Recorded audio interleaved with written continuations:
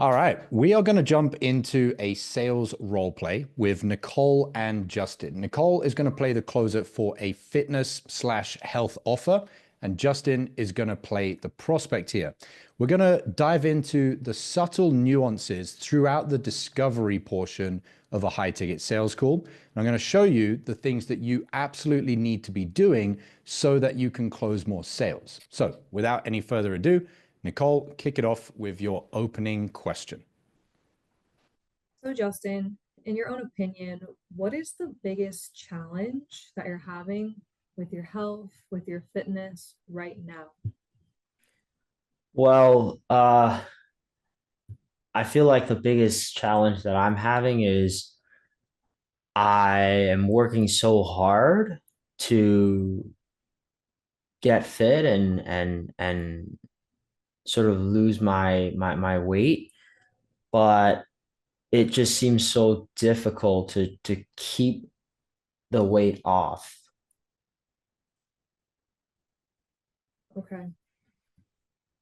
What is it about the weight specifically? Like, why do you feel it's been so difficult to keep it off? Um, I feel like Pause. Do you know what I'm going to say, Nicole? Go into specifics. No, just summarize back to him what he said Oh, first so that he has to think twice. Oh, yeah, shit, I've got that problem. And with Justin, he said a couple of different problems. So I won't give them to you. I'll see if you summarize it back more or less how I would think would be the most powerful. If not, mhm. I'll jump back in and I'll say again. So think of what Justin just said and then say it back to him. Get a second confirmation and then roll into your next question. It's that constant back and forth of you spoke, Mr. Prospect, I heard you. This is what I heard. Are you affirming that? And when they have to affirm it again, it's like they've told you the pain twice. Does that make sense? Yep. Okay. All right. Okay. So you're working really hard and you're having a really difficult time losing the weight and keeping it off. Was that correct? yeah, it's like I lose the weight, but then I then get back. I get the weight back. It's like a yo-yo. Okay, so you are losing the weight, but you're having a hard time actually maintaining that, sustaining that weight loss. Yeah, correct. Understood. Okay. No feedback, but just notice how because you affirmed it back to him without even needing to ask another question, you got more information. And so Hmm. when people think, oh, I'm struggling to get my prospects to tell me things, and the common misconception is I need more questions or I need better questions. Whilst questions are your number one weapon, sometimes just stating back what they said is equally as powerful as asking another question. You just say it back to him and he gives you more information. And not only is he giving you more information, but as Justin is retelling the story, he's getting further into that emotional pain of, yeah, I did lose the weight, but then I put it all back on again. So he's told you that story now twice from just one question. Make sense? Yep. Beautiful. Okay. Okay, Justin, so you're feeling like you're in this yo-yo. How long has that been going on for? Um, I would say for last 10 years. 10 years.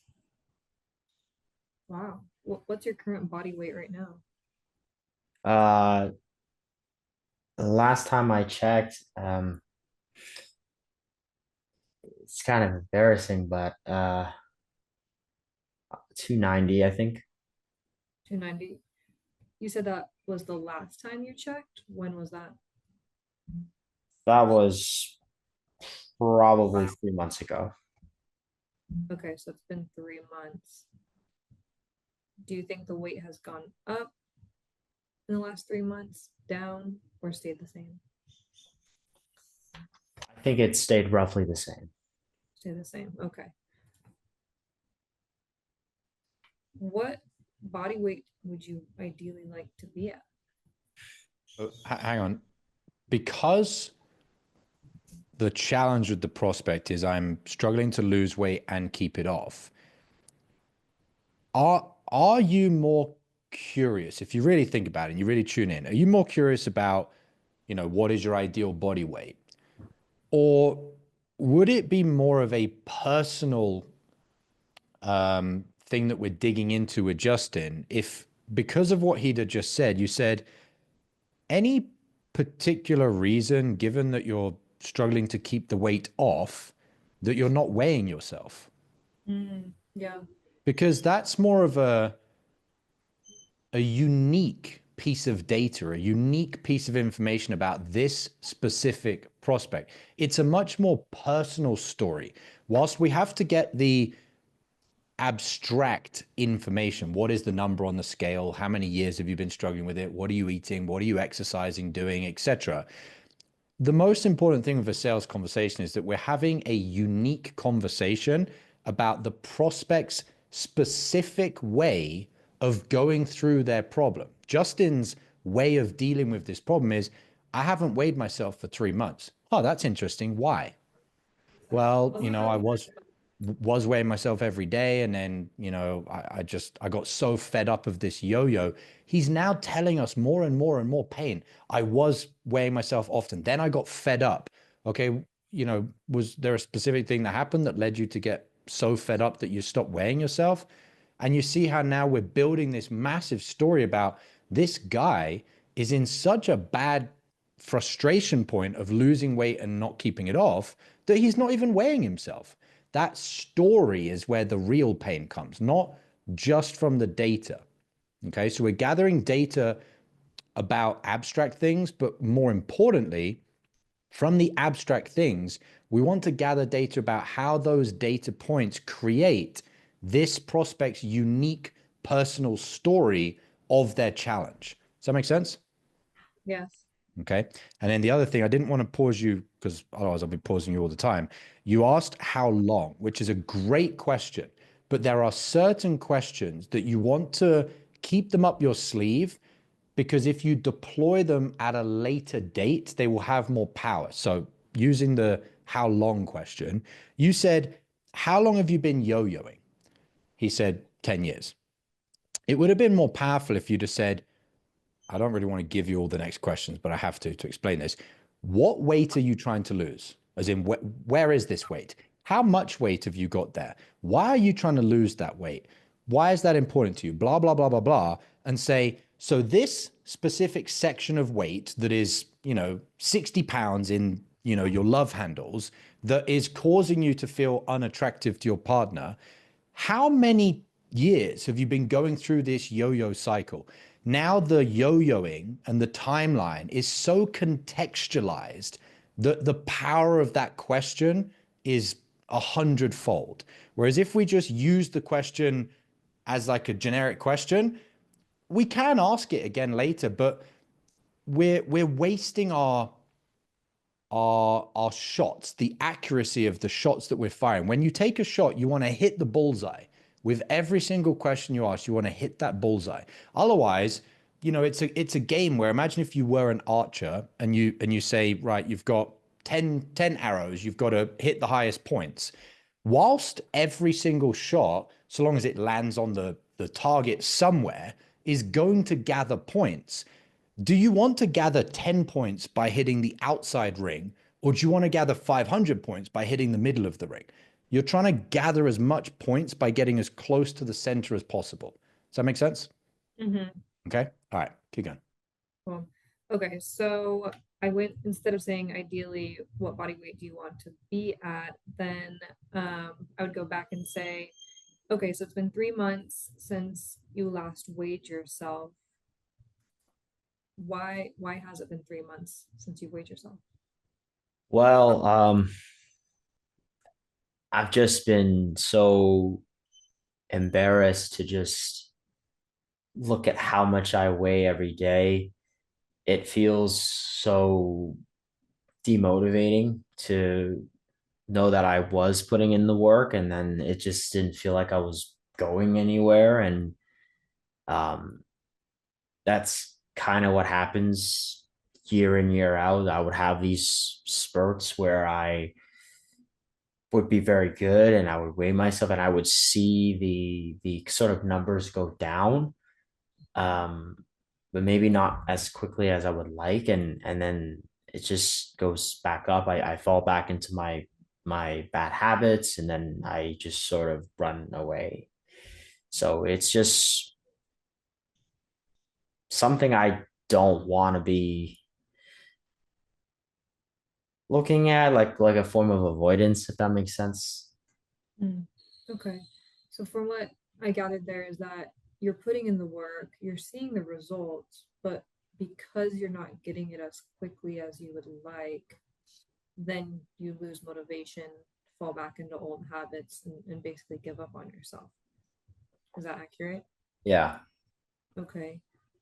Okay, so two How? things. Don't say give up on yourself, because certain prospects will get very triggered by the fact that you put those words in their mouth. He did say, I think he said a form of denial. Is that what you said, Justin? A form of denial? Yeah. So you can say that because that's Okay. what he said, but you can't say give up on yourself, because some prospects might hear that as you're taking my words, twisting them and trying to put them back onto me, which is manipulative, and they won't like that. So you can Yeah. say, so you were weighing yourself. There's another point as well, which I may as well say while we're here. You said you are doing the work, but it's not working. You can't say that, because then you're building credibility to his story that he's doing the work. In other words, you're now siding with the version of Justin that is not getting the result, even though they're doing everything right. So, how do you change that? You have to say feel. So, you feel like you're doing the work, but blah, blah, blah, blah, blah. You can't say you are doing the work, because then he's now got this mental barrier that's shutting him down from, I need to change. I need to do different things. I need to look at my options. I need to make some strategic shifts here. So, putting that all together, it should have been something like, so you feel that you're doing the work and you lose some weight, but it's slower than you want it to be. And then you put the weight back on and you ran that yo yo cycle for 10 years to the point where now you're just in denial that you don't even step on the scales anymore. Is that accurate? And he would say, yes. Now look at how I've taken every exact word and phrase and summarized it. I didn't change anything. I'm just assimilating the information and putting it back exactly as it is. What do you think that does to the prospect's trust level? Raises it. Exactly. Because not only do they look at you as, holy shit, they're listening, they look at you as, holy shit, you're processing everything. Like, fuck no, you're taking everything I'm saying and processing it. And holy shit, you're not trying to mislead me, manipulate me, do any, you're literally just listening, processing, and saying, is that accurate? Yes. So the trust level is through the roof for a number of different reasons. Okay. All right. Go back into the role play. Okay, so you feel you're doing the work, it's been slower than you have anticipated, and you've been running this yo-yo for the last 10 years, and you're basically in denial, to the point where you're not weighing yourself. Is that accurate? Yeah. Okay. When it comes to like how quickly you're wanting Sorry, to Nicole, going to cut you off again. I would have tuned in that he kind of seemed a little bit hesitant about agreeing with your statement. So I'd have been like, are you sure? Like you seemed like you had to process that, Mm, right? The way you said blank, blank, blank, he was like, yeah.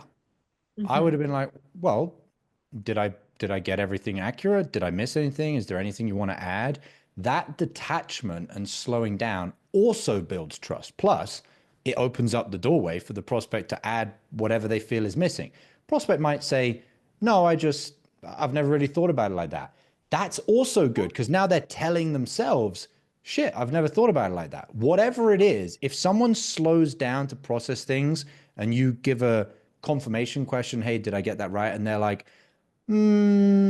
yes. You need to tune into that and say, is everything okay? Did I miss something? Okay.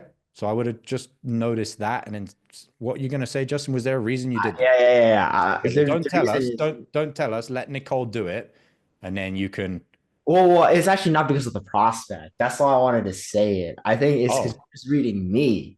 which is hilarious because I'm trying to play the role of the prospect and I had to process. That's why I said it like that. And then I was like, wait, that's not how I intended it to be. It's because we stopped. And then I'm like, okay, I gotta get back into the prospect. So I was like, oh, Beautiful. Josh caught the little thing. It's still valid what you said if a prospect says that. Totally true. But I did that because I was trying to be like the actor getting back into it. So yeah. Beautiful. Yeah. Okay. Thanks for clarifying that, Justin. All right, let's jump back.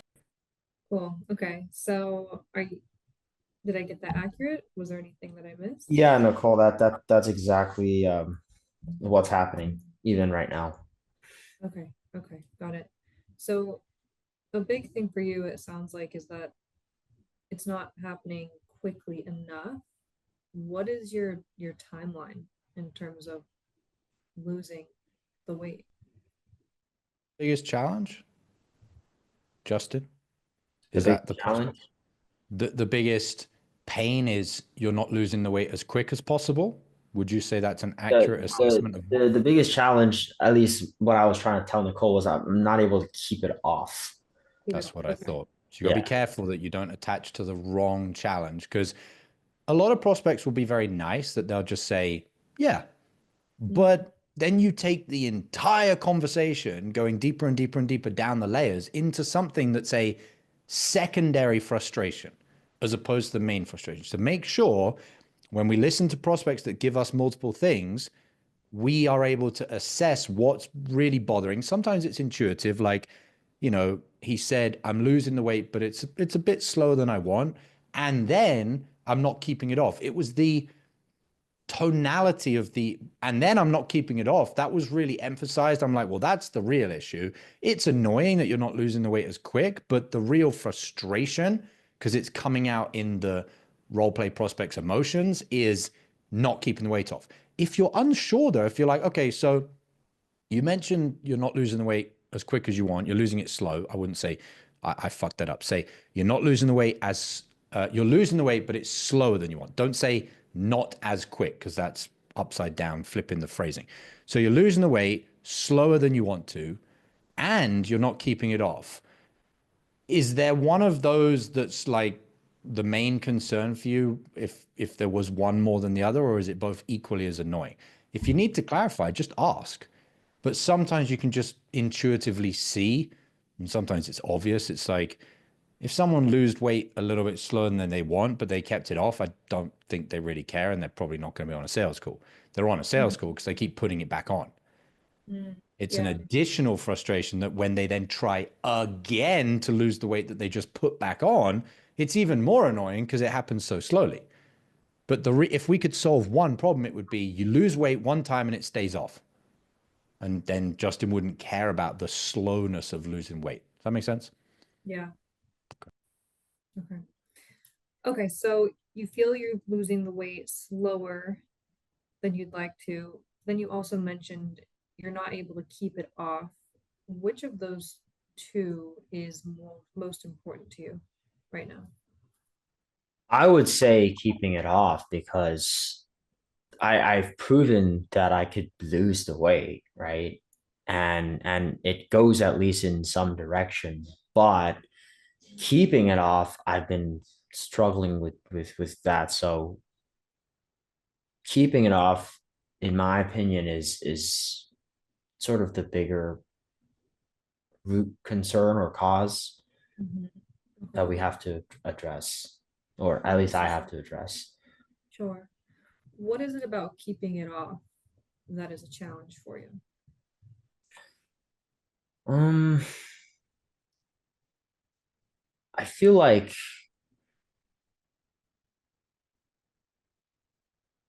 I just look at myself in the mirror, and when I do weigh myself, the scale goes down, but certain areas of my body, like my arms, my stomach, like it kind of looks the same. So it's like I didn't make any progress. I don't feel like I kept off the fat is really what I want to get rid of. And so I then revert back to not going to the gym as much, and I sort of eat a little bit unhealthy, and I overeat, and then I get back the weight on the scale, and I'm a little bit bigger, but those areas that I'm not happy with, they just sort of stay the same. So I just don't know how to get the fat off those areas. Okay. So you mentioned your arms and your stomach is where you're really holding the fat. Was there anywhere else? No, Oh, you gotta hang on. You gotta really summarize what he was saying there because it's so critical what he's saying as far as the clarity of what the issue is. So let me jump in, Justin. I'm just going to do the summary. Tell me if you were imagining that you're being the prospect, how this feels when I give you this summary. Okay. So you've got fat on areas of your body that you're not happy with. You mentioned your arms. I didn't catch the other area. What was the other area? stomach. Stomach. So your arms and your stomach. But what's happening, if I understood correctly, is you do the activities to lose the weight, but it's weight on the scale, like it's the number that you're losing, but your areas that you're not happy with, they don't actually seem to change, even though you're putting in all that time and effort and losing weight on the scales. It sounds like what you're saying is you still look in the mirror and you're like, the scale is telling me something different, but I am still unhappy with these areas of my body. Is that accurate? That was spot on. That's what I was trying to Right. So you gotta really, really listen and tune into all that. And tell me if I'm wrong on this, Justin, but even though Justin was pretending to be a prospect, I could see Justin's personality split then being like, as a closer, holy fuck, how did Josh get all of that exactly like that? Even though he's trying to pretend to be a prospect, he's still like, fuck. So imagine if he wasn't pretending to be two people and he was just a prospect, the level of mind blown when you give them a summary like that. They're like, fuck. And those little moments of blasting through the prospect's potential preconceived notions of, oh, you're just a salesperson, you don't care, you're not listening, you're following script. Those little moments are the moments that shift a prospect from being the type of guy or gal that at the end of the phone says, at the end of the call says, I need to go and ask my wife for permission, even though that's bullshit, but they're just going to lie to you and bullshit to you, versus the type of prospect that subconsciously is thinking, this closer has been listening to me so carefully, so considerately, so empathetically, so expertly. I'm not going to lie to them. It's like a social norm. It's like, I'm just not going to do that. I'm going to just tell the person whatever the truth is. It could be, Justin, or Nicole, I really want to buy this thing. I just don't have $5,000, but I really want to do it. Now you're not having to handle the smokescreen objection and try and figure out, because they said they need to ask their wife, but actually it's a money thing, but they didn't tell you it's a money thing. They told you it's their fucking partner. And they do all of that because they're trying to keep themselves safe from feeling exposed that they're going to get manipulated by a salesperson that's not even fucking listening, that doesn't really give a shit, that's just trying to get to the end of their script and go for the close. When the prospect loses that preconceived notion, at the end of the call, it's collaborative. It's like, hey, I want to do this, but I just don't have $5,000. How can I do it? And they're like asking you to solve their problem for them, as opposed to trying to hide the secrets of why they're not saying yes from you. Does that make sense? So all these Yeah. things have such massive knock-on repercussions to what happens later on in the call, even as far down as follow-up. Like if I had that moment then with Justin and they don't buy and they decide that they need to do whatever, those moments of a true connection, of truly feeling heard, they're going to follow up with me. They're going to message me in a week and say, hey, Josh, I went and asked my grandma and I've got the money. I don't need to fucking text them. I don't need to email them. I don't need to pipeline them and keep sending them fucking follow up text, because the difference in the frame control was I've made you realize, because it's true, that I care about you. I actually want the best for you. If you can't buy right now, that's totally fine.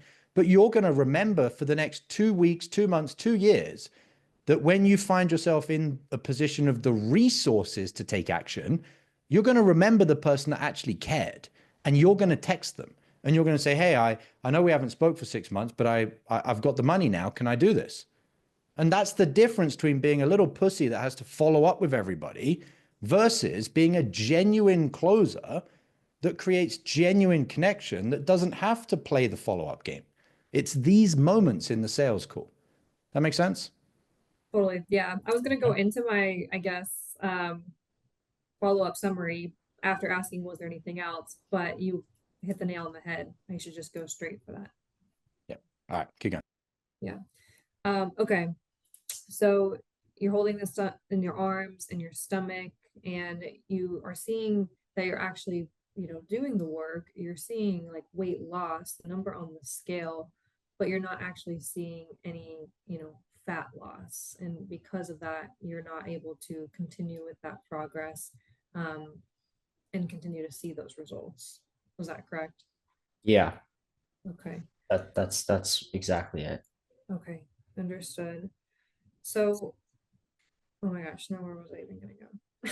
But from there, I would say, because now we're creating an opportunity to start making the sale, do you want me to jump in for a second and role play for Justin?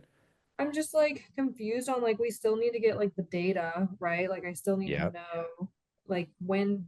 That's where I get like tripped up of like, okay, when is the opportunity to ask that versus just going deeper on the things that we've already covered, and like why is this important to you? Why do you feel that it's happening? Like why even make the change, etc. But So I still what feel you like need, I'm missing you information you are here. missing, but because it's a scriptless sales call, and because you're smarter than a scripted salesperson that can just be a monkey and read a script, you have to trust your instinct that you can have three dialogues of pieces of context that you still have left unresolved. And it's okay. You cover one of them and you just know in your mind, like I still don't know how much weight there is on his arms or his stomach. I still don't know that. I don't know why that weight's bothering him. But right now, because it's the line of questioning that we're in, so off the back of your summary of like you're losing weight on the scale, but not the body composition, I would have said, why do you think that is? Because something that we need to get agreement on is the way that he's been losing the weight, the choices of nutrition plan, exercise regime, hormonal balances, whatever it is why he's losing weight on the scale, but not body composition. We need to get to a point where we agree on that. He may say, I don't know, which is fine. I could say, okay, well, how do you feel about the nutrition? Well, I'm following a diet that's just IIYFM or whatever the fuck it is, which is like, I still eat pizza and I still eat burgers. I just have to count the calories. Interesting. Do you think that might be why you're losing weight on the scale, but your body isn't looking healthier and, the areas that you want to be happy about aren't appearing that way? Do you think that could be connected? You see how I'm able to gather the data that leads him to the realization of the program that I'm following to lose weight and try it back and forth yo-yoing is not creating the actual results I need. That is one line of questioning we need agreement on. The other thing is tell me more about the weight. Another thing is, why this is important, the emotional pain. They're all conversations that we need to get to a point of clarity on. But just because the most curious thing for me is, okay, so you're doing a program that's causing you to lose weight on the scale, but your body isn't changing shape in the way that you want it to be. Why do you think that is? That would have just been the most highly curious thing that I have in my mind at that exact moment. So I would just go with my curiosity. All right, yeah, because we haven't dug into like what are you currently doing, how long, like that line of questioning. So that's what we would do, I guess, now after asking him what he thinks, and then diving Correct. into Yeah. it. Because Okay. the prospect might say, well, I joined a program that was called being facetious here, lose weight as quick as you can, even though you're going to bounce back. Like, that's obviously not going to be the name of the program, but his perspective might be, those are the weight loss programs I've been trying, like crash dieting. He might even say, well, I've been doing those crash diets. What do you mean crash diet? Well, you know, the ones where you lose the weight as quick as you can by not eating. Oh, so as in like not actually something sustainable, just lose numbers on a scale as quick as possible. I mean, how do you feel about that? Well, now I've realized that I don't need a crash diet. I need a sustainable longevity health protocol, as an example. You see how the likelihood is the prospect's going to tell us the answers that we're looking for, because he's the one that's trying this program that's not working. So he must have an idea why he thinks that is. And it also now is tying into beliefs, where if you believe that your prospects are thick as shit, they're going to act thick as shit. If you believe your prospects are pretty smart and they probably have some ideas as to what's going on, because of the way you're communicating to them, they're going to respond in that way. It's like the old phrase with parenthood. It's like, if you talk to your children like kids, they'll just keep behaving like kids. Whereas if you talk to your children as if they're young adults, they start behaving like young adults. It's like they start making more sensible choices, because you say, oh, well, what do you think? And they're like, huh. And now they have to start thinking for themselves, as opposed to being like, oh, don't do that. And then you're just teaching them that they're stupid and they need to only be told the answers. It's kind of the same with your prospects. You have to assume they're probably more intelligent than you think. Is that clear? Yeah, they do have all the answers, right? They do. And sometimes they might not have the answer crystal clear, but with a little bit of, well, what about this or this? They're like, oh yeah, it's probably that. And you're like, okay, well, there we go. We've figured that out. So they're usually either on the answers or very one step away from knowing what they actually need, as opposed to just assuming, oh, I don't want to ask an open-ended question to my prospect, because they're probably stupid. They'll probably just say, oh, I don't know. Well, the more you have that belief of like, they'll just say, I don't know, the prospect can kind of feel that you're avoiding questions to ask them what they think, and they can subconsciously feel that you think they're stupid. And then if they think that you think they're stupid, they also think that you're just trying to sell them, as opposed to have a conversation with them and see what they think collaboratively. Okay. All right. Keep going. Okay. Okay, so you're losing weight on the scale, but you're not actually seeing your body composition changing, like none of that fat loss. Why do you think that is?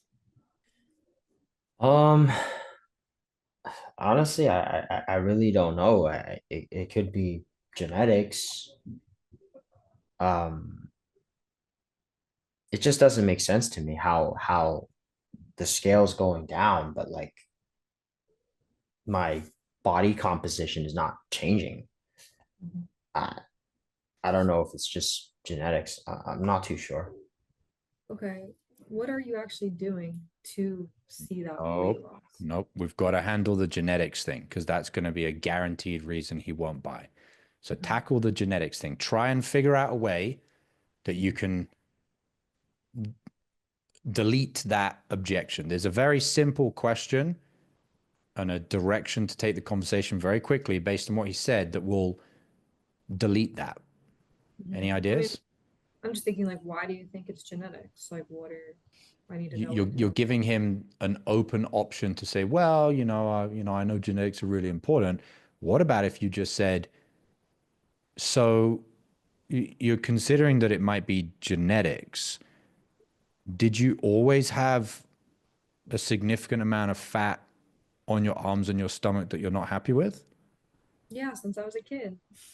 They might say that, and then at least we've covered it. But I don't believe that. I believe that they would be like, no, when I was a kid, I was actually pretty athletic. I was in good shape. Okay, well, then it's not genetics. It's over time you've changed, your body composition from habits and, diet, exercise, whatever.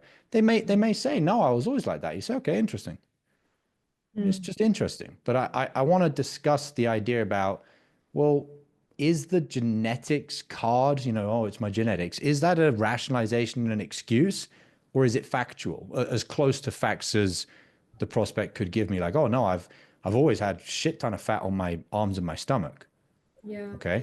Another way you even could handle it would be, have you ever been in a point when you didn't have that fat on your stomach and arms? Yes. Oh, well, then it's not genetics. Yeah, that makes sense. But so many people will say, well, I'm big boned, or I have always been like this since a kid. And so how do you help them believe that it doesn't have to be that way? Well, how do you know that so many people are going to say that when I assume that you haven't asked that question? Because you didn't ask it then. So maybe it's your belief that you're projecting the assumption onto the prospects that they are going to say they're big boned. Because if you didn't ask that question with Justin, I would assume if we watch some of your call reviews that you probably don't ask that question enough. Can I say something before we enter the role play? But Go for it. that's actually exactly why I brought the genetics up, because I wanted to see if you would catch me on me not trying to take ownership on 100%. purpose. And I have all these like preconceived data that I'm trying to throw at you. And Josh's question was perfect to get me to realize that ownership, because I was gonna tell you, we're gonna role play this, but you're gonna see what the data was to know that I wasn't always like this. Yeah. Okay, Justin. So have you always had fat in your arms and your stomach? No, actually. So 10 years ago, I would say like once I had kids, um, that's when I started to change in how my body composition was structured. But before that, I always was happy with the way how I looked. Okay. So it's not genetics. Yeah, that's a little bit abrupt, but yes, that's basically what you need to do is you need to tie it back down. But I wouldn't say, so it's not genetics. I would say, so is it genetics? Okay. So is it genetics? Question rather than statement, because it's a little bit abrasive to say, so it's not genetics then, fuck you. Whereas, but you're right, you need to tie it down. You've asked the question, you've challenged the belief. We've now realized it's not true. We need to say, so is it genetics? Well, no, I guess not. Okay. And you've now shut the loop. Yeah. Yeah. Okay. So is it genetics? Uh, I mean, no, if I think about it, if I was skinny before, I don't see why that would be genetic. So I guess the answer is I just don't know, Nicole. I don't know. I mean, ever since I had kids, I mean, it just hasn't been the same. Okay. Why is it so important for you to lose this weight? So why is this so important to what? To lose the fat? I just don't like the way how I look. I mean, I wake up and I see my flabby arms and I see the rolls on my stomach. It just I just don't feel attractive anymore. Okay. What's so bad to you carrying this extra fat? Like, why is it so bad in your mind being at the 290 pounds? I mean, I would say before I gained this fat in those areas, I would consider myself attractive, but since then, I mean, I just don't feel like I'm attractive anymore, and so it kind of is painful for me to look at myself in the mirror or to weigh myself on a scale and kind of admit where I am now. So I just wanted to go back to the way how it was before. I'm curious, who are you wanting to be attractive for? Myself, I guess you could say potentially society, because but more myself. I just want to feel like a attractive woman again. By the way, I'm playing a woman because we're babes, but um, yeah, I just want to feel like an attractive woman again, as opposed to, that fat lady over there, Okay. which is how I feel like I am now. Yeah, I honestly, Josh, don't even know what to do with any of that. All right. I'm sorry if I'm not playing a real prospect, Nicole. I No, apologize. it's just, yeah, sorry. I was tripped up because you're like, oh, I'm playing a woman now. And this whole time I thought you're a man. So it's Sorry, I like, should have shit. clarified that. It doesn't Yeah. make a difference. All right. So a couple of things that I would do. So I'll just role play it. All right. So you're in pain as far as no longer being attractive since having kids, attractive to yourself, attractive to society. Is that accurate? Yeah, And you mentioned you have kids as well. yeah, So are you still in a relationship? yeah. Is that a marriage? Is that a long-term partner? What is that? I'm still married to my husband. Okay. And so when you said being attractive to yourself and being attractive to society, is there any element of attractiveness to your partner that's involved in this pain that you're feeling? Yeah, we haven't really had intimacy in a while now, and I feel like maybe part of the reason is because I sort of don't look like I used to before since having kids. Um, and I also don't feel good about myself either, just looking in the mirror every day. Why do you feel that a part of why that's happening is because you don't feel you look good anymore?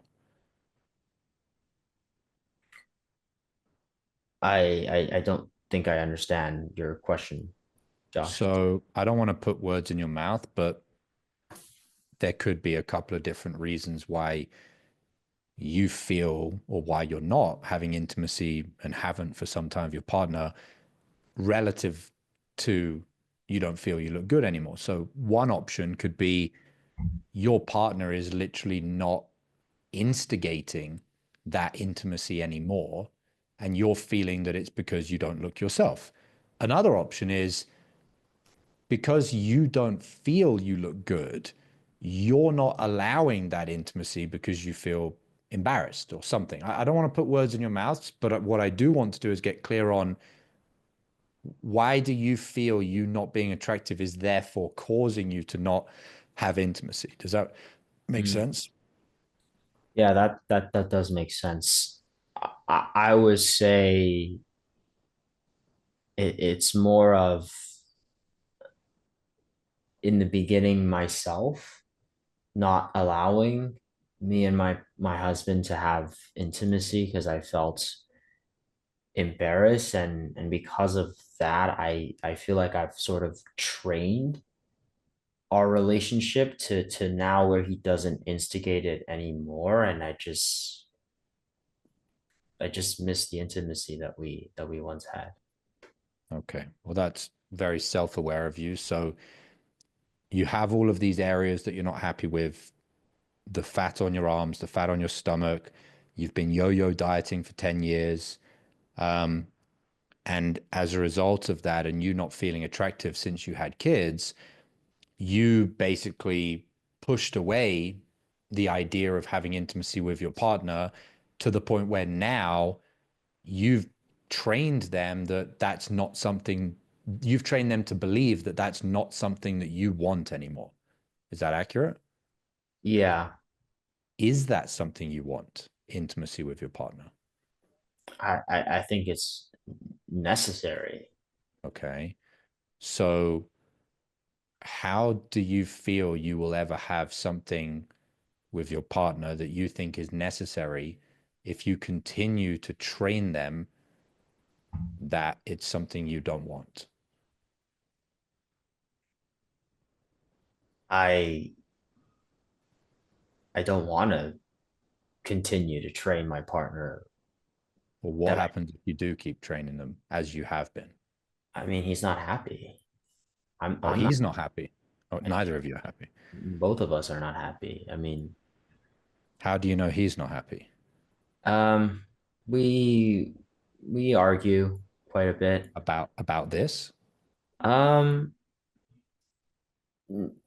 not necessarily like about having intimacy, but I feel like a lack of intimacy is causing us to not be empathetic and compassionate towards each other. And so we are more selfish to each other, and we sort of argue about small things, and it just sort of grows bigger and bigger and bigger. But I feel like if we had the intimacy like we did, we're just more in a loving marriage, which is what I want, and I'm positive he wants that as well, because I'm just so tired of not feeling the way that I used to, not looking the way that I used to, and just having a peace of mind in my marriage.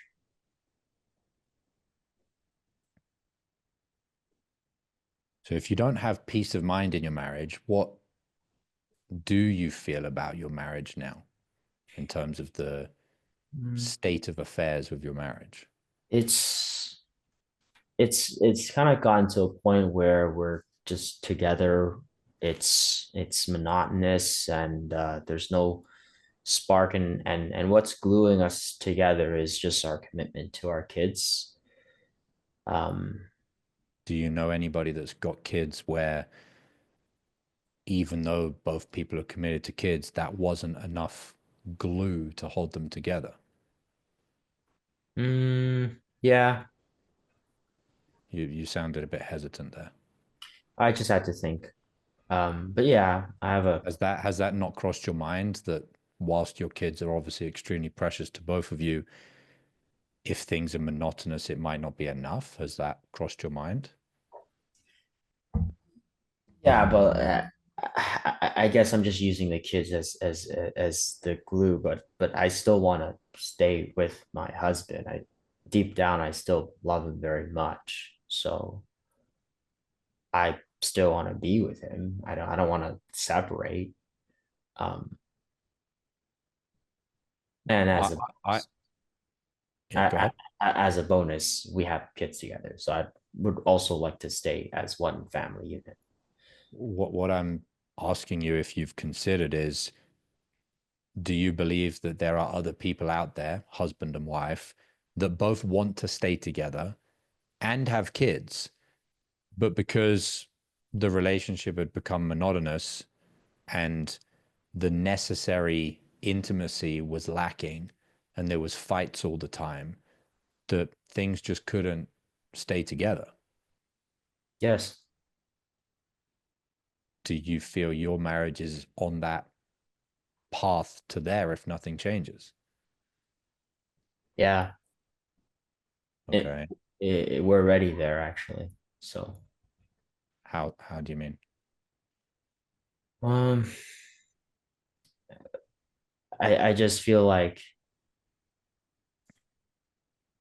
I just feel like my husband is not even acknowledging me in a loving way anymore. I I feel like I mean, I don't know what he thinks, but I just go outside with him, and I can sort of see that he's not really seeing me in a romantic way anymore, and I sometimes get the feeling that he's sort of looking elsewhere. Um, because he's not attracted to me. So I So feel like, you're at that point. yeah, I feel like I haven't given him sort of the intimacy that he desires, and he's unhappy. I'm unhappy, and we're sort of at that breaking point of our marriage. Okay. Well, there's a good side to this and a bad side, and you might be wondering, well, what is the good side to this? So I'll start with the bad side. The bad side is you're at that point. You're at that point where your husband is being forced to potentially have wandering eyes, to keep things simple, because you've trained him that you don't want intimacy. You've not had that intimacy. And so he's kind of left to think, well, he maybe he thinks you're not attracted to him. The good side, though, is that you didn't say, oh, my husband's an asshole. My husband's an asshole. He doesn't want to, make love with me. What you said was, you aren't giving him what he needs, which means that you're not viewing it from a blaming everybody else and victim, I just got fat and, my husband's now an asshole. You're viewing it very responsibly, which is, I've put on this weight. I can't keep it off. I haven't been able to keep it off with what you've been doing thus far. We'll talk about that in a minute. And as a result, you're putting your husband in that position. Does that make sense? Yeah. Okay. So it sounds like from where I'm sitting, I'm very clear on everything. And thank you for going as deep as you did to explain all of that. And it's critical that we get this solved. It sounds like the one thing that we need to fix that would fix your marriage, would fix your intimacy, would fix the arguments, would fix you being acknowledged, would fix the monotony, would fix your peace of mind, would be getting you onto a program where you lose the weight, ideally quicker than you have in the past. And it's a program that you keep that weight off and sustain that weight staying off. That would solve everything. Is that accurate? Yep. Okay. So then let's shift gears a little bit and let's talk about what you feel you need that you've been missing, maybe in the program or whatever it is. You tell me, what do you feel you need so that we can accomplish this? Right. Let's pause the role play there. So I've got everything that I need. Now my duty to the prospect is to solve the problem, but I'm not going to tell them what to do. I'm going to say, well, you tell me, because now they feel it's collaborative. But I've got enough pain, enough commitment, enough ownership. I'll circle back after I've bridged the gap from this is the situation you're in, this is where you want to be, let's figure out the solution. Once I've got the pain and the solution, later on, because I think this solution bit's going to be 5-10 minutes, I'm going to go back to the pain and I'm going to ask a couple of reconnecting to the pain questions, such as, was there any particular moment where you felt your husband was looking elsewhere, or you were not being acknowledged, or maybe one of the fights, or the lack of peace of mind, where you had a turning point where you thought, I need to do something different now? So once I've got clarity from the prospect of what is the solution, I have to retie it back into the pain, because otherwise the pain was 15 minutes ago in the conversation. It's kind of been forgotten about. But I've got the pain now, so I'm going to bring it back after I've got the solution. Does that make sense?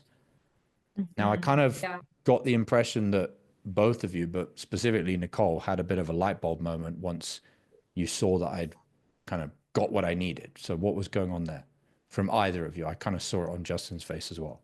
So for me, when I asked the like, who are you looking attractive for question, and he gave me myself and society, I was like, well, shit, like I was hoping he would say something about the spouse. So I was like, I don't know where to go from here. And it's just asking, you were like, you prefaced it, you're like, I don't want to put words in your mouth. And you like, I don't want to be leading him, right? I don't want to like ask a leading question. And so the way you did it was how I was unsure of how to open that dialogue around the partner, because I knew that was going to be the issue. Like I just, for some reason, had a feeling. I was like, oh, you said something about the kids, but I don't know if there's going to be anything about the kids. Maybe we'll touch on that. But yeah, seeing how you were able to traverse that was what I was missing. You want to add to that, Justin? You're on mute. Yeah, no, I was just totally relating to what Nicole was saying, because sometimes I'm like, I know what the prospect's problem is, but I don't know how to get there. It's like I see it. I'm like behind a glass and I'm banging on the window. I'm like, how do I fucking get there? Yeah. And then the train goes right by. I'm like, ah, shit.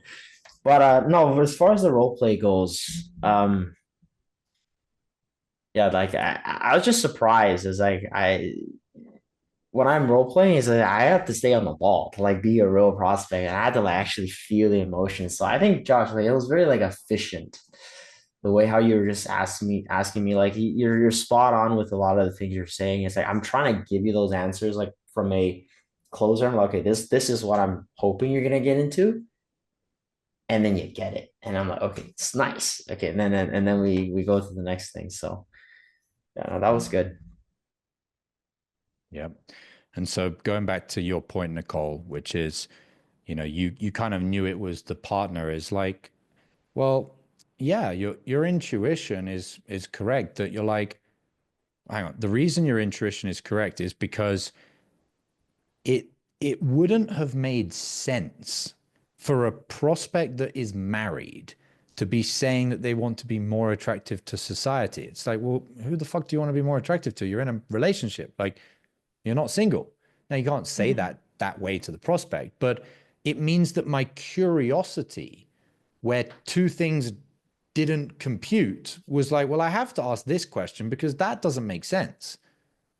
So that's why your intuition was thinking the same thing as me, not because you just assumed it was the husband, but because what the prospect had said was so counterintuitive to what would have made sense.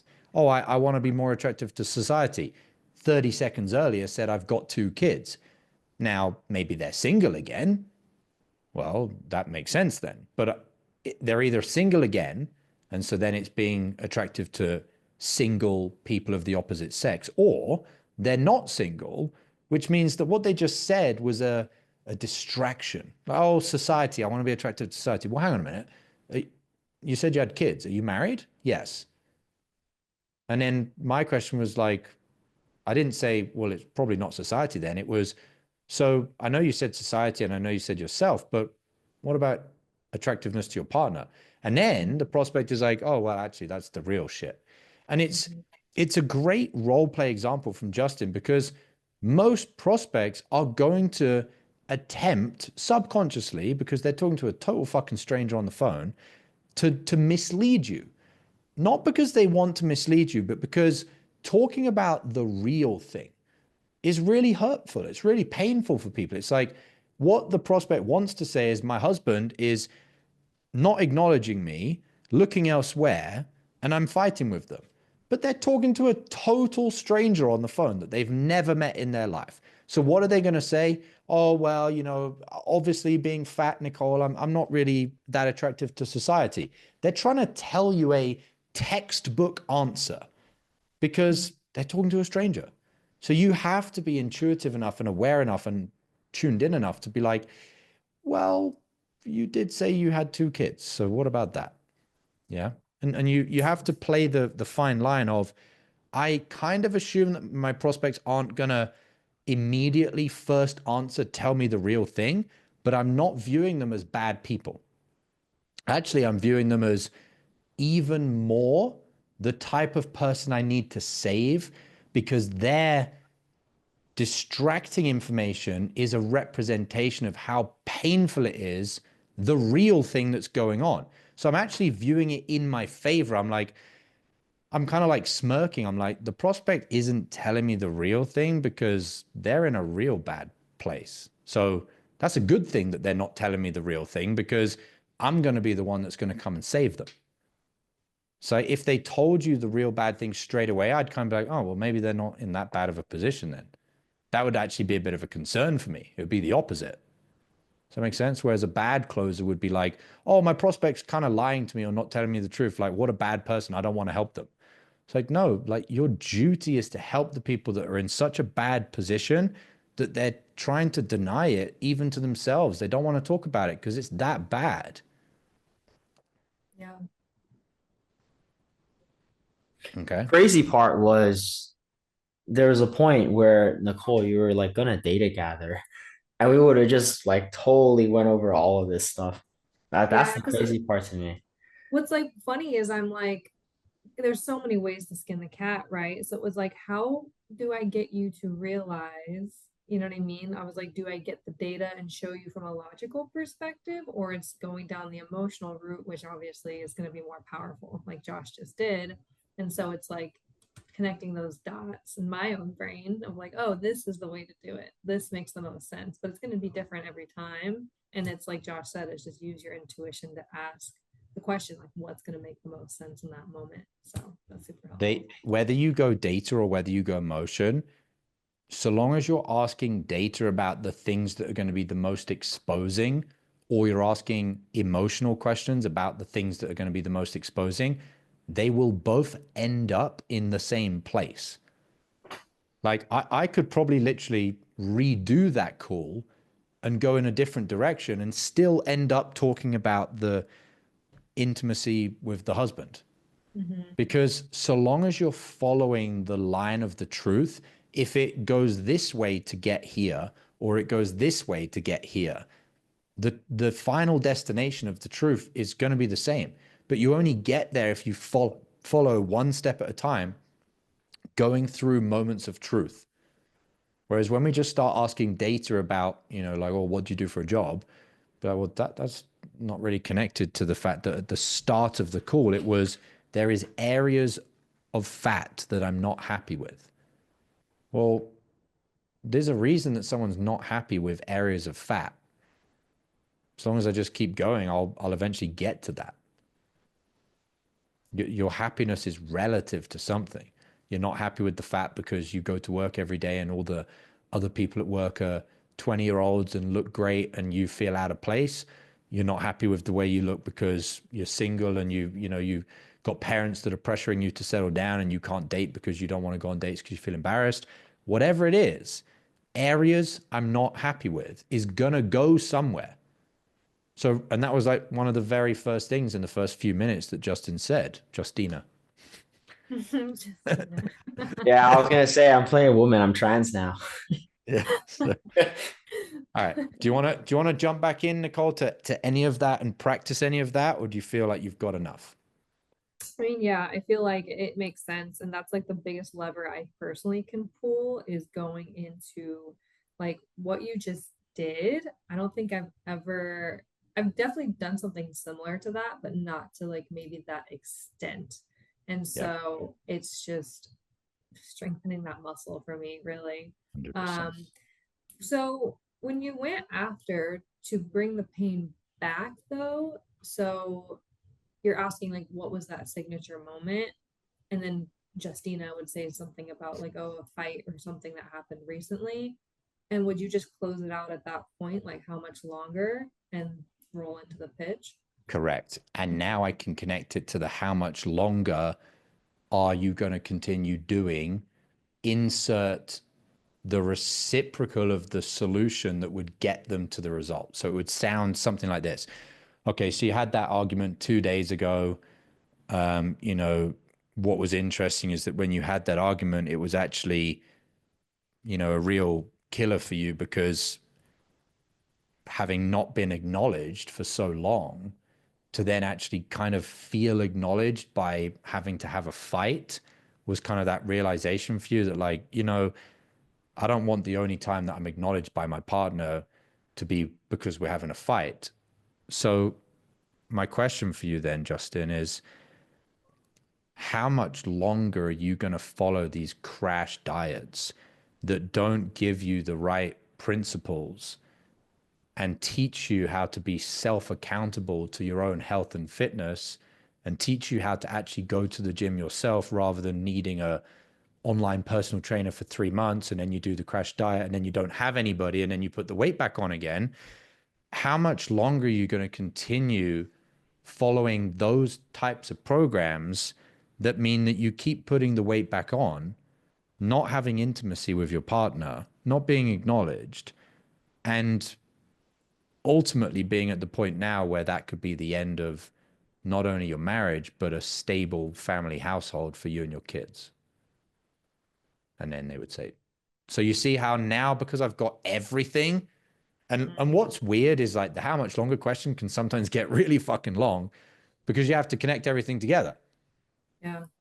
So I'm kind of selling how much longer are you going to do blank crash diets, but I'm also selling how much longer are you going to keep training your husband to not be intimate with you because you're doing the crash diets. Everything has to connect because you're not selling one or the other. Because if I'd have just said, how much longer are you going to keep, if I'd have said now before doing all of the conversation around what do you think you need as far as a solution, okay, Justin, so how much longer are you going to keep training your husband to not acknowledge you? The prospect would be like, well, unfortunately, I'm going to have to keep training them because I don't know what the alternative is. That's kind of what's going off in their brain. They're like, well, I don't want to be doing that, but I don't know what change I need to make. So therefore, I need to remove the objection to the question, which is, I don't want to, but I don't know what to do. By gathering all of the data on the solution, bringing that into the how much longer question. And then now they're like, oh, yeah, how much longer do I want to do crash diets that put me in this position? And then another thing I would have probably wanted to add in somewhere is, okay, so you feel that you need blank, blank, blank instead of crash diets. Why do you feel like we're the people to help you with that? Or what attracted you to that? That would have been an important piece as well to gather that. Well, you know, I saw from your VSL marketing, whatever, that you have people that have been the same age as me, been married, have 2 kids. And in the testimonials that I saw, they'd also been doing yo-yo dieting, putting weight back on.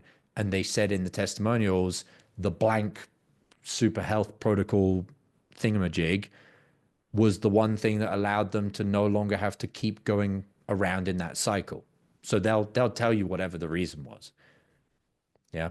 But as I've always said, they'll tell you more of a supportive reason that they want to work with you because you've done all of the upfront stuff.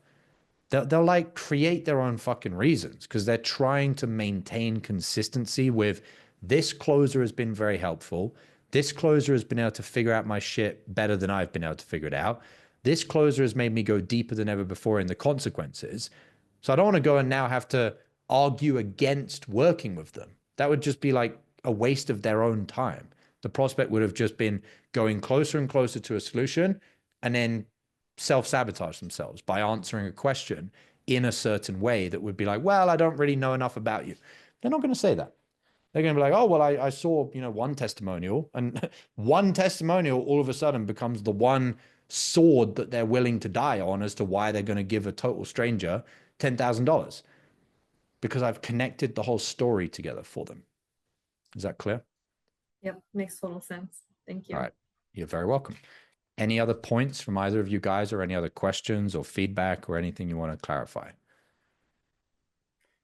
Not really. Just a comment of how tuned in you are when you did the role play. I mean, like you're even like reading me, like playing the prospect, and sense my hesitation because I was trying to think of like be aligned with who I was playing. So I just found that like wow, like that was very sharp.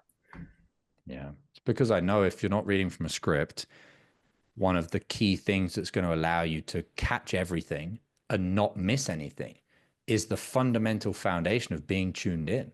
I care more about being tuned in to what's happening than I do about what questions I'm going to ask. Because no questions I ask matter if I'm then not noticing the response to my questions. I care more about the response to things. It's like, as long as I'm just watching, I'm like, well, why did you do that? And you'll just tell me. It's more important than the questions. Yeah. Nicole? Yeah, Anything I from you? think that I was probably just worried. I was thinking too much, for sure. Why? Why? I don't know, just trying to think like, well, how can I get them to, like trying to be like, how can I get what I want? Not what I want, but like, I was just thinking too much. And that's like the one thing that I know that I need to stop doing. It's just tuning in and just listening and going off that intuition and just asking the first question that comes to mind because most of this I knew what to do, but I just didn't do it. I don't know why. Yeah. And your key phrase was, how can I get? If you're in the mindset of how can I get the prospect to go where I want them to go or tell me what I want them to tell me, you lose resourcefulness. You lose the ability to just be in flow. When you're just like, how can I listen? How can I understand? How can I give to the prospect my curiosity, my listening, my quote unquote empathy, my understanding, my care? When you're trying to give, your body, your spirit, God, whatever you want to call it, just fills you, just floods you with resourcefulness because you're serving. You're trying to help someone. When you're like, how do I take? It's like God takes the cable that's sending you all of your resources and just squeezes it and constricts it and just chokes the cable. And you're like, oh, my brain's just gone dead. Like I can't think of anything to say. Well, yeah, because you're trying to take from people. And it's an extreme example, taking versus giving, but it's like your job on a sales call is to just really give that person the time of day to have a sounding board. And by asking your questions, to have a deeper sounding board to go into all the things that they never talk about, they never think about. And then you'll literally just be tapped in to just, like Justin said, you'll be seeing things. You're like, why, hang on, you just moved your head when I said that. Is everything okay? And they're like, oh, well, that triggered me because of blank. And then now you've just got access to some entire new part of the conversation that was just because you were tuned in. Whereas when you're trying to take the conversation where you want to take it, God is just like, nah, fuck you. And it just like takes it off out your hands. Whereas when you're just like, hey, I'm here to be a vessel and to just have a conversation with this person and see what we figure out, God or whatever is just like, I'm just going to give you presence, the ability to be present, the ability to make the prospect feel your presence, the ability for you to have presented to you the information, the questions, the awareness that you need. Like everything's just given to you on a silver platter. Okay. So if you make that shift, that'll be a big, big, big deal for you. All right. I'm going to summarize all of this. I'm just going to write that down. Giving versus. Sorry. All right. There you have it. Another scriptless sale role play in action. So we covered a number of things. Listen, that was about an hour and a half. As you probably saw in that breakdown and live action role play, there is a number of different layers to this game of sales mastery. And you're not going to master it all from watching one 1.5 hour role play with me on YouTube. We go for 4 or 5 hours every single week inside the Unicorn Closer Mastermind on all of these principles, all of these methodologies, the scriptless selling, the internal mastery, the spiritual side of things, in so much detail and so much depth. And more importantly, you get to feel it. You get to experience it inside the Unicorn Closer Mastermind. So before I summarize some of these key points, just be aware that if you really are committed to mastering this, you need to do more than a couple of YouTube videos. So if that's something you want to go deep on, if you do want to master this, if you want to master sales, you want to master understanding people, you want to master yourself, you want to master the ability to generate a massive income in sales, then click the link somewhere below this video and I'll see you on the inside. Now, summarizing what we've covered. Number one, summarizing. So after the prospect speaks, if the prospect's given you a bunch of information, your ability to listen and to assimilate and then to say back to the prospect the key nuggets builds a massive amount of trust. Helps the prospect realize that you're not trying to sell them, you're trying to listen, you're trying to understand, you're trying to comprehend, you're trying to clear things up for the prospect. When you do that and you increase the trust, the likelihood that at the end of the call they bullshit you with some need to follow up or, hey, message me tomorrow, or, hey, I'm going to go and ask my Shih Tzu what they think I should do. They're not going to lie to you. They're not going to bullshit. They're just going to be honest with you because you're being tuned in. You're giving them the time of day to be present on everything that they're telling you. Number two, the timing of questions. There isn't a sales script when you do scriptless selling that gives you a lot more power. It gives you a lot more flexibility. And the key to life is, there's a phrase from Charles Darwin, which is, it's not the strongest who survive. It's not the smartest who survive. It's the most adaptable. So selling without a script gives you that flexibility so you can move wherever you need to move in the conversation. That being said, there are certain ways that you're going to develop your ability to have a scriptless sales call. And one of those keys is your timing. making sure that you gather the clarity and the specificity of things before you try challenging the prospects with things like, well, how long has this been a problem? Or how bad of a problem is it? Or how much longer are you going to suffer this problem? So when we ask questions like the time of things, you got to make sure you've done the right stuff up front before you try using those questions. So learning when to use certain types of questions, not on a script, not in an order, but just general vibe, like a general sensation. Okay, I've got this. I'm now going to leverage that into this question, and that will allow me to help the prospect see the severity of their situation. That's a key thing, is timing of your questions. We also talked about tackling objections. Now, the objection was, oh, it's my genetics. If you don't have the ability to recognize those things in the moment, and then also the ability to have a discussion about them and get the prospect to realize they're just rationalizing, you're going to get those objections later on. But worse than that, when you get the objections at the end of the call, because the prospect realized that you just brushed it under the carpet, they're going to be more difficult. The prospect's going to be more difficult. They're not going to play ball. They're going to try and go around all of your word tracks and all your little objection loops, because they could feel that when they gave you a excuse, you just brushed over it because you're like, oh, that's going to fuck up my sale. I don't want to talk about that. Instead, you want to be so detached from the sale that you just talk about any objections. And then at the end of the call, you can just drop the price and they'll say, I'm in, without having to objection handle. Next one is believing prospects have the answer. So when you're selling with a script, one of the reasons that you think your prospects are stupid is because you think you're stupid. You think the only way that you can sell is having the words written out in front of you.